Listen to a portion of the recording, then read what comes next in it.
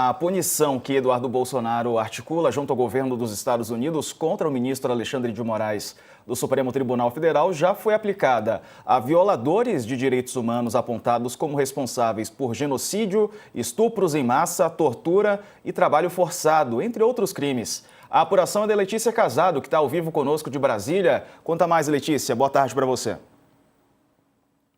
Boa tarde, Diego. Boa tarde, pessoal. Diego, eu achei importante procurar e contar essa história um pouco para colocar em perspectiva como que a Magnitsky, que é essa lei que o Eduardo tem trabalhado para ser usada contra o Alexandre de Moraes, para mostrar um pouco como ela já foi usada pelo governo dos Estados Unidos e para punir pessoas que violaram direitos humanos, que são grandes violadores de direitos humanos. O que é isso? Para sair um pouco do abstrato e trazer para a realidade. Primeiro, por quê? Porque a Magnitsky, ela é uma punição muito severa. Não é sobre congelar a conta de ministro nos Estados Unidos. Não é sobre isso que a gente fala quando a gente traz a Magnitsky para a mesa. É uma lei que, assim, se for definida, vamos punir uma pessoa, fazer uma sanção contra uma pessoa usando essa lei, isso implica em quê? Bom, o alvo da sanção não pode ter conta em banco. Por quê? Porque o banco tem relação com os Estados Unidos e todo o sistema financeiro mundial, de alguma forma, tem relação com os Estados Unidos.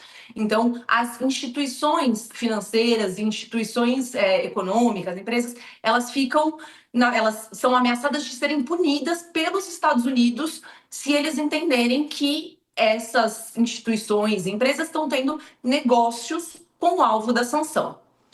Essa lei foi criada um pouco mais de 10 anos atrás para punir grandes violadores de direitos humanos. O que são esses grandes violadores?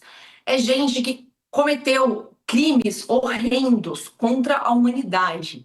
Então, eu trouxe hoje na coluna um caso que aconteceu na China, que é uma perseguição contra o povo iugur, contra os iogures. Foi um massacre que algumas pessoas do governo chinês promoveram contra este grupo, contra este povo, essa etnia. Então, é uma história sobre 1 milhão de pessoas, 1 milhão de iogures que foram perseguidos por agentes do governo que criaram uma superestrutura, inclusive com câmeras de reconhecimento facial para identificar quem eram pessoas daquela etnia, que tinham aqueles traços físicos que pertenceriam àquele grupo social. O que acontece? Eles criaram campos de detenção, que é tipo campos de concentração, onde eles colocavam as pessoas lá, obrigavam elas a fazerem trabalho forçado, ou seja, trabalho escravo, e as mulheres foram estupradas. E assim, os relatos são de estupros em massa e tortura de mulheres. Então, até se tem uma reportagem da BBC de 2021, isso tudo que a gente está falando é super recente. A BBC trouxe uma reportagem super detalhada com muitas mulheres que foram vítimas desses crimes, desses grandes criminosos internacionais, que não foram punidos, não estavam sendo punidos pelo governo chinês por causa desse massacre. E as mulheres contando coisas horrorosas, horrorosas. Então, quando a gente fala de violação de direitos humanos, o direito, a aplicação de leis internacionais, o uso do direito internacional como instrumento para punir pessoas, a gente está falando de um negócio muito sério e muito grande.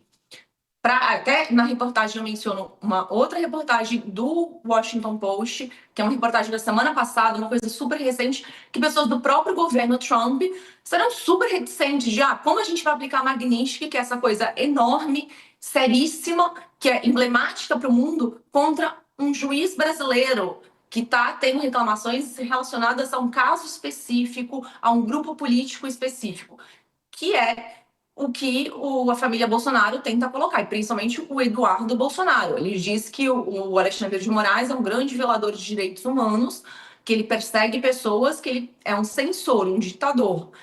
Então, para sair do campo da retórica política e entrar para a legislação internacional, o que é na prática e como que isso já foi usado, Diego? Rapidinho aqui, Ronilson. O Trump pode tudo, né? Ou acha que pode. Com certeza ele achar que pode já está resolvido, ele realmente acha que pode. É, eu acho que a parte final aí da fala, né, da colega é, que é a reticência dentro do próprio governo de usar essa lei. É claro que provavelmente tem aquelas coisas do Donald Trump, sobretudo, que uma parte do staff deve pensar assim, cara, isso aqui realmente vai ficar difícil, mas eu não vou falar para o chefe, porque eu não vou desagradar ninguém.